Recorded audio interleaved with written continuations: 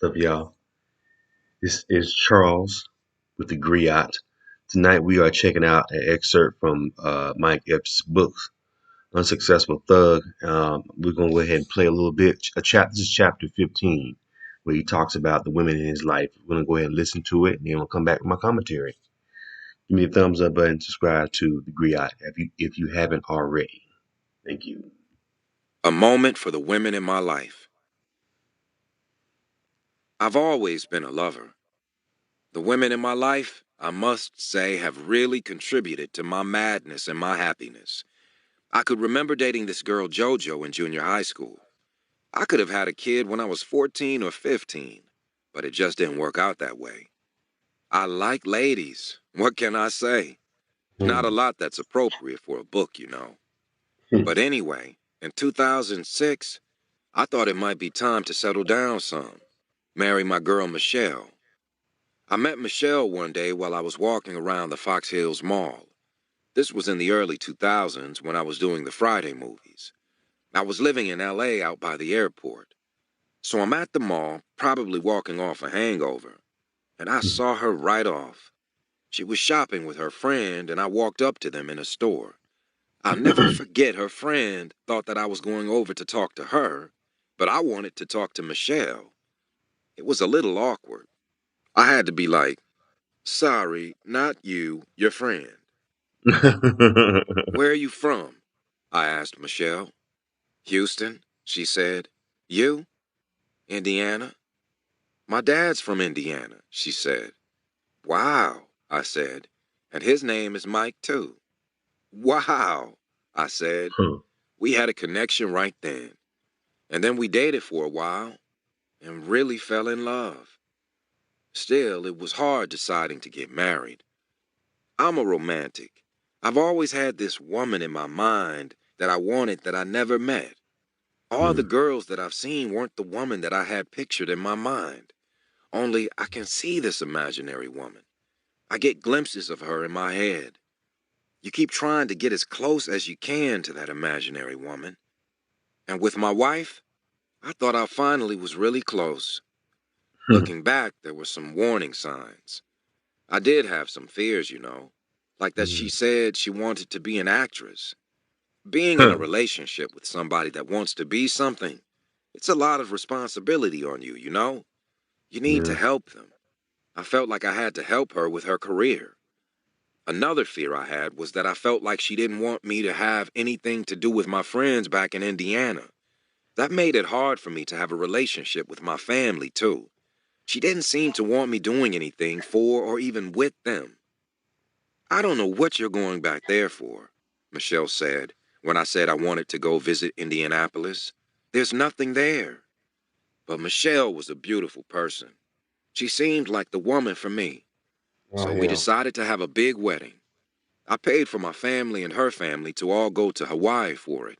It was the Damn. biggest, most expensive wedding ever. It rained. I heard rain on your wedding day means good luck, Michelle said. Well, it wasn't. That's a lot of We money. had some good times and two amazing daughters together. Mariah, who's 5 years younger than Michaela, and Madison, who was born 2 years after Mariah. They're smart and beautiful, and I'm the luckiest father in the world. They're extensions of my mother. They remind me so much of her. When you have kids, you try to figure out who they're going to be. You can't really figure it out while they're still young, but you see glimpses, and I see so many glimpses of my mom. But long story short, 11 years after we got married, Michelle and I got divorced in September 2017. We've been separated since June of 2015. She's my kid's mother, so I don't want to say anything bad about her. And I wasn't a great husband, I'll admit it. The thing Hmm. that's hard, though, is our two young daughters. I hated leaving the house where they live. If you're keeping score, that's right. I now have four beautiful daughters. Four. I don't know how I didn't have any sons. Maybe fucking while wearing dress socks. Four girls, can you believe it? It used to bother me like an ego thing that I didn't have any boys. Where is the mini me? But now I know it's a blessing. It's made me a better man. For so many years, I was talking shit about bitches and hoes, not respecting women like I should have. Now I look at my girls and I see so clearly that I have to throw that sort of talk away. Some of my daughters have just started dating now, and I have to deal with something people told me for years but that I didn't want to believe. Girls find guys who are like their fathers. So now my daughters are bringing these guys home, and I do not like the looks of them. And it's because they look like me. Daddy, meet you. One time I knew this dude my daughter brought home had weed. I could just tell. I thought about lecturing him or throwing him out of the house, but I really needed some weed. So I asked him if he had any. No, of course not, Mr. Epps, he said. I was walking out of the room, and right before I got out of the door, he said, but I know where to get some. I turned back around. Is it good? I asked him. Yeah, he said. It's loud. How the hell you know the word loud? I said. But I gave him some money, and he came back. 5 minutes later. Yeah, he totally knew where to get some. His fucking glove compartment. When my daughter stopped dating him, it was a relief. She doesn't need to be running around with bad kids like that. Sure missed that pot, though. I've had to learn to be a good father. I didn't know what it looked like. A good father who was there all the time. So many men in the black community take off. My dad did it. When I became a father the first time, I did it too. I for sure wasn't around enough when Bria was little. That's a real source of regret for me. Then I got married, and I thought I wouldn't do it this time. But I did. I did it even though I knew firsthand how much it sucks growing up without your dad around all the time. I'm sorry my dad wasn't there much when I was growing up. And I'm trying really hard to be there for my kids now as much as I can be, even though I'm not with their mom anymore. I still get married again, and I still really want to be a good father, a good role model. I'm trying to make it up. I talk to them every day. I check their Instagram all the time to see what they're up to. I give them help when they need it. I got tested on this when my daughter Bria had a daughter, Skylar. Skylar's the cutest thing in the world. Bria will dress Skylar up and put Skylar. makeup on her, and she looks 45. Talks like it, too. She's so smart. Skylar's dad left. The difference is, Bria has me. I told my daughter, I'm going to take care of you and that baby. And I do. What's crazy, though, is that if I hadn't left her and her mom when I did to go to New York and try to be a comedian, I don't think I ever would have gotten famous, and then I never would have made enough money to take care of my family now. It was the wrong choice and the right choice at the same time. That's why this stuff is so confusing. You never really get out of school, you know what I mean? The only difference is that you're an adult now. School was very, very challenging for me because it wasn't fun enough. And I want life to be fun now, too. Only sometimes I have to be a grown-up and deal with hard shit. Being a grown-up has given me a lot of love and respect for my mom. I always thought I knew who my mother was until I became an adult and I started to realize how hard things were for her and how brave she was. And I started to learn more about her childhood and more about the family and to see what she was up against. My mom's still in Indianapolis. And know what's crazy? My mother and my stepdad Reggie are still married. They've just been separated since right around when my baby brother was born. And he's now 37. My sister and brothers and I think of all our dads. He's the last one she should still be married to, given the way it ended and everything. But you know, these things are complicated. My mom's got a lot of health problems. She has chronic COPD, asthma, and bronchitis. But she's hanging in there. OPD. Not too long ago, she was diagnosed as schizophrenic, which explained some things we'd always wondered about. Sometimes she'd just say crazy shit. Julie especially had a lot of fights with her back in the day. She'd say things to Julie and later not remember she said them. How could my mom say those things when we knew her to be so sweet? Well, the diagnosis made it make sense. And He's now she gets shots schizophrenic. for that and is a lot more stable. My Wow. grandmother's living the good life down in Florida now, too. She's about 90. I fixed up her old house real nice. I brought it back to its original design, made it pretty beautiful. My auntie runs a home daycare there now. My brothers and sister are doing good. I mean, we all have a lot of scars. As you might imagine, I think it messed Nathan up pretty bad being left like that and raised separate from his full brother Aaron. But we're all doing surprisingly well, all things considered. Cheney works at a juvenile court, if you can believe that.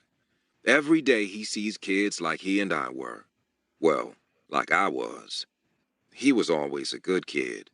The stuff he tells me about the Indiana kids today is crazy. He's Hmm. still my fan and still my friend. Cheney's over at our dad's place a lot these days. Tommy Sr. isn't in the best of health since he had a stroke, though he takes care of himself much better now than he used to. No drinking anymore or any of that. My brother John has been Hmm. married for 25 years and has two beautiful kids in college. He was working as a printer for 27 years. He even got me a job there once. I lasted a day. Before Huh. that industry tanked.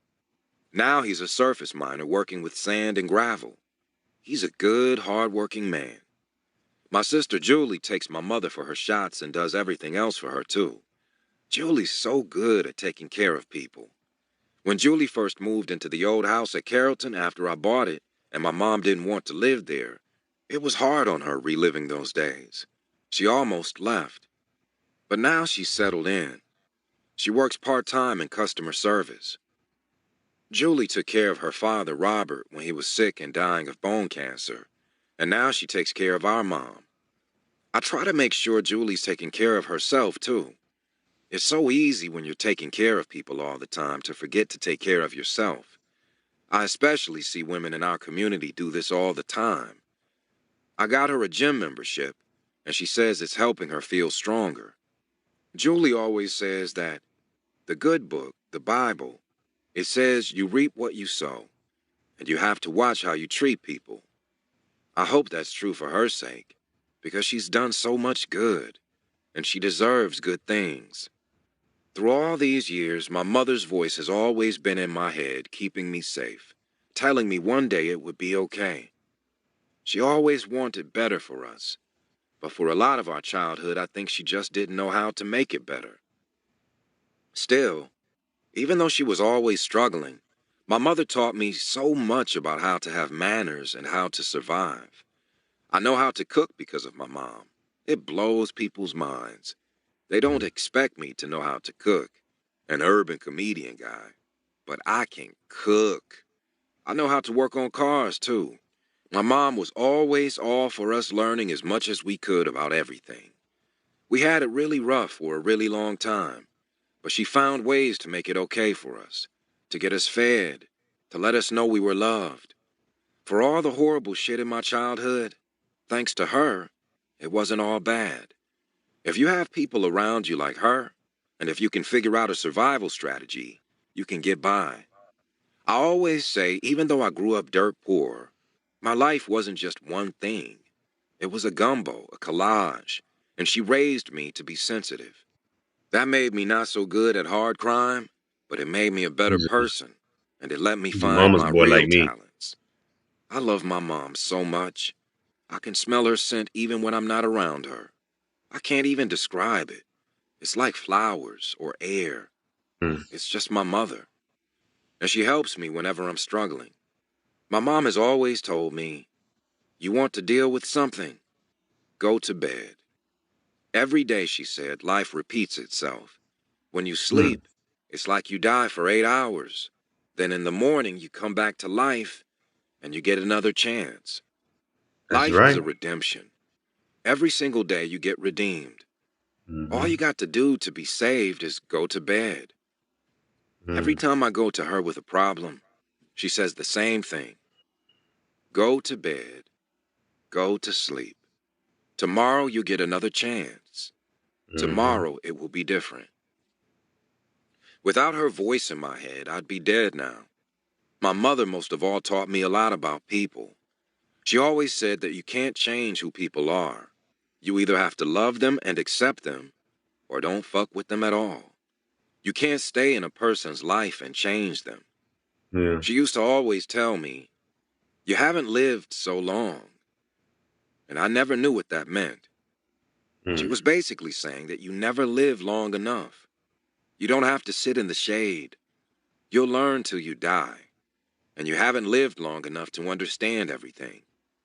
I hear so many people talking about wanting to make it. Unfortunately, you never really make it. Or you Yeah. do, and then you just live to fight another day, right? Anyway, y'all, that was pretty good, man. That was brilliantly wrote. I like that little piece about his mom, because I'm a mama's boy myself. My mom passed away about 10 years ago.